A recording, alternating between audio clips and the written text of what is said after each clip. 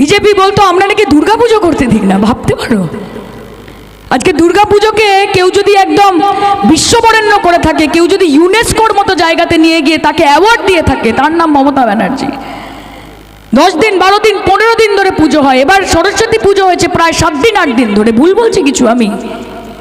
তা আপনারা এসে আমাদেরকে বলবেন, ভ্রান্তি ছড়িয়ে মিথ্যে কথা ছড়িয়ে আপনারা কি বোঝাতে চাইছেন মানুষকে? সারাক্ষণ নাকি পশ্চিমবঙ্গে অশান্তি লেগেছে। আরে কোথায় ভাই? তোমরা একটু গুজরাটের খবর দেখাও না, তোমরা একটু মধ্যপ্রদেশের খবর দেখাও না, তোমরা একটু উত্তরপ্রদেশের খবর দেখাও না। তোমাদের তো কর্ণাটকার সরকার ছিল, হ্যাঁ, সেখানে তো 40% কমিশন লাগতো, জলের বোতল কিনলেও 40% কমিশন। সেই জন্য তো উৎখাত করে ফেলে দিয়েছো তোমাদেরকে।